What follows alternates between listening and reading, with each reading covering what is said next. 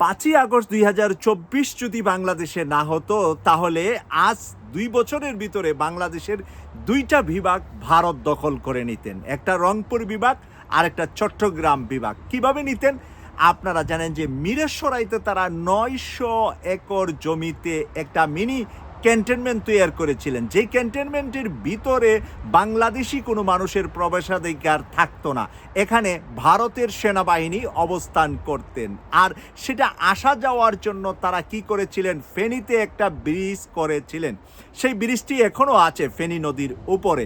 প্রিয় দর্শক, সেই জায়গা দিয়ে তারা ব্লক দিয়ে এই মিরসরাই টু ফেনী এখানে তারা কেট আপ করে দিতেন বাংলাদেশের সাথে। আর চট্টগ্রামে বিভাগে যাওয়ার আমাদের আর কোনো সুযোগ থাকতো না এই অংশটা। আর অপর দিকে তারা চেয়েছিলেন যে রংপুরের ভিতর দিয়ে কিন্তু তারা একটা ট্রেন, দিনাজপুর দিয়ে কিন্তু একটা ট্রেন লাইন করেছিলেন, এবং সেই ট্রেন লাইনটাই হয়ে যেত ভারতের সীমানা।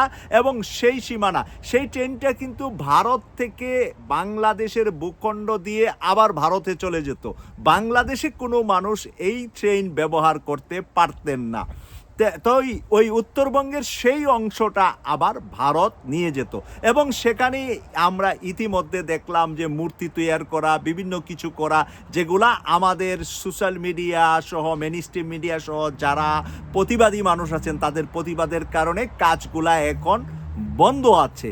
আর পুরা রংপুর বিভাগটা যেই জায়গাটা তারা নিয়ে যেতেন, সেই জায়গার ভিতরে মেজরিটি মানুষ কিন্তু ভারত বিরোধী। আপনারা জানেন যে সেই এলাকার মেজরিটি এমপি হয়েছে জামাত থেকে, আর জামাত মানে কখনো ভারতের সাথে জামাতের মিল হবে না। যেরকমটা পানি আর তেল মিশে না, পানির মধ্যে আপনি তেল ছেড়ে দিলে আমরা তেলটা ভাসমান অবস্থা দেখতে পাই, মিশে না পানির সাথে, তেরকম ভারতের রাজনীতির সাথে জামাতের রাজনীতি কখনো মিল হবে না। কারণ ভারতের রাজনীতি হলো একেবারে 47 থেকে আমরা যদি তাকাই আজ পর্যন্ত সবসময় মুসলমানদেরকে হেয় করা বা মুসলমানদের ক্ষতি করাটাই তাদের রাজনীতির মূল উদ্দেশ্য, লক্ষ্য। কংগ্রেস যা করেছে তা এখন বিজেপি তাই করছে, হয়তোবা একটু কম আর বেশি, কিন্তু কংগ্রেসের পলিসিটাই বাংলাদেশের উপরে ভারত এখনো প্রয়োগ করছে। 47-এ কিন্তু শেরেবাংলা কিন্তু ছিলেন এই পুরা বাংলার মেয়র, আর এই পুরা বাংলার গভর্নর। তো কি কি করেছিলেন? শেরেবাংলা চেয়েছিলেন যে বাংলাটা একটা রাষ্ট্র হবে, পাকিস্তান একটা উর্দু ভাষার রাষ্ট্র হবে, আর হিন্দুস্তান একটা হিন্দি ভাষার রাষ্ট্র হবে। 3টা রাষ্ট্র থাকবে, একটা থাকবে বাংলা, এখানে মুসলমানদের সাথে হিন্দুরা মিলে বাংলা থাকবে। যদি পশ্চিমবঙ্গ সহ হয় বেটার, না হলে এই যে 7 সিস্টার, এই 7 সিস্টার এবং বাংলাদেশ মিলে বাংলা নামক দেশটা হবে। কিন্তু সেটা সাকসেস হতে পারেন নাই কংগ্রেস রাজনীতিবিদদের চালের কারণে। ব্রিটিশদেরকে কংগ্রেসরা বুঝতে পেরেছেন যে মুসলমানরা শুধু আলাদা থাকবে, হিন্দু মুসলমান একসাথে থাকতে গেলে পরে দাঙ্গা হবে, হাঙ্গামা হবে।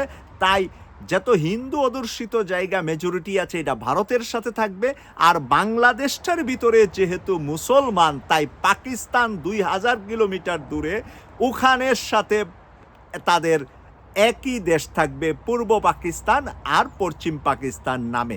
আর সেটাই ব্রিটিশরা সর্বশেষ সমাধান করেছেন। আর কাশ্মীরকে কোনো সমাধান করেন নাই। এখন কাশ্মীরের ভিতরে দখলদারিত্ব নিয়ে এবং কাশ্মীরের মানুষের স্বাধীনতা নিয়ে কিন্তু রক্তপাত আমরা কন্টিনিউ 47 থেকে এই পর্যন্ত দেখে আসছি। তাই বাংলাদেশকে রক্ষা করার জন্য 24-এর যারা শহীদ হয়েছেন, তারা কিন্তু অন্তত 2টা বিভাগকে রক্ষা করে শহীদ হয়েছেন। তাদের জীবনের বদলা আপনি উত্তরবঙ্গ পেয়েছেন, আপনি তাদের জীবনের বদলাই বৃহত্তম চট্টগ্রাম, পুরা চট্টগ্রাম বিভাগ না, বৃহত্তম চট্টগ্রাম। কারণ পুরা চট্টগ্রাম বিভাগ হলে এটা একেবারে ব্রাহ্মণবাড়িয়া, কুমিল্লা, চাঁদপুর, এইদিকে নোয়াখালী সহ হলো চট্টগ্রাম বিভাগ। কিন্তু একটা চট্টগ্রাম বিভাগের একটা মেইন অংশ যেখান দিয়ে আমাদের বন্দর, আমাদের ব্যবসা বাণিজ্য সবচেয়ে বড় জায়গায় চট্টগ্রাম, সেই জায়গা, সেই কক্সবাজার, সেই পার্বত্য চট্টগ্রাম সবগুলা মিলে তারা কিন্তু দখলে নিয়ে যেতেন। আর চট্টগ্রামের মানুষের পাসপোর্ট এখন হতেন ভারতীয় পাসপোর্ট, রংপুর বিভাগের মানুষের পাসপোর্ট হতো ভারতীয় পাসপোর্ট, তারা বাংলাদেশি হিসাবে আর এই আজকের এই 2 বছরের ভিতরে থাকার কোনো সুযোগ হয়তোবা থাকতো না।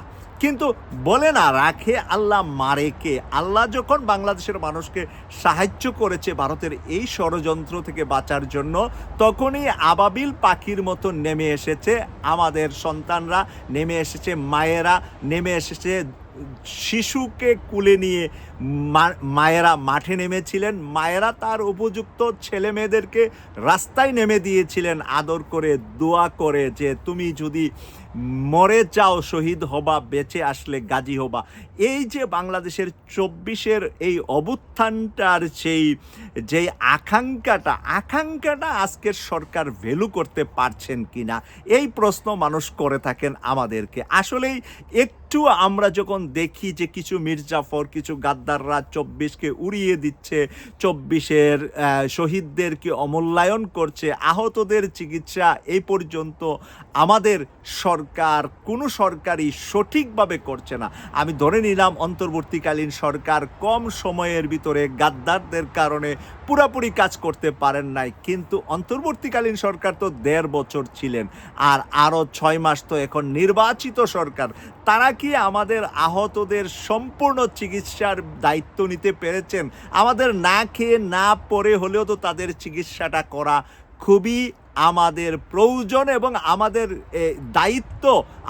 আমার সন্তান, নিজের সন্তান হলে আমি কি করতাম, আপনার ছেলে মেয়ে হলে আপনি কি করতেন, সেই জিনিসটা আসলে আমাদের সরকার বুঝতে পেরেছে কিনা, 24-এর স্বাধীন দেশের সরকার ফিল করতে পারছে কিনা, অনুভূতিতে আনতে পারছে কিনা যে এটা আমার সন্তান।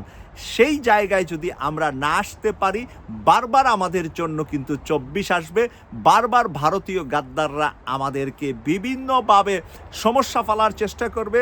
আর তখন কিন্তু আজকে যারা সরকার গঠন করেছেন তারা কিন্তু বিশাল প্রশ্নের সামনে দাঁড়িয়ে যাবেন যে নতুন করে যদি বাংলাদেশে কোনো সমস্যা তৈরি হয়, তখন কিন্তু আওয়ামী লীগের প্রতি মানুষের যে একটা খারাপ মনোভাব, সেই খারাপ মনোভাবটা আজকের বিএনপি সরকারের উপরে চলে আসবে। তাই বিএনপি সরকার যত তাড়াতাড়ি 24-কে লালন করতে পারবে, যত তাড়াতাড়ি আলিঙ্গন করতে পারবে 24-এর শহীদ পরিবারগুলোকে, যত তাড়াতাড়ি 24-এর আহতদেরকে চিকিৎসা দিয়ে ভালো করে তাদেরকে কর্মসংস্থান দিয়ে, স্পেশালি তাদের জন্য প্রত্যেকটা মন্ত্রণালয়ে আলাদা কর্মসংস্থানের ব্যবস্থা থাকবে, যে 24-এর আহতরা প্রত্যেকেই চাকরি পাবে। তার চোখ নাই, তার হাত নাই, তার পা নাই, তারপরে তারা কিভাবে ডিসেবল হিসাবে তারা কিভাবে চাকরি করতে পারে, যেটা তারেক রহমান সাহেব 17 বছর লন্ডনে দেখে গিয়েছেন।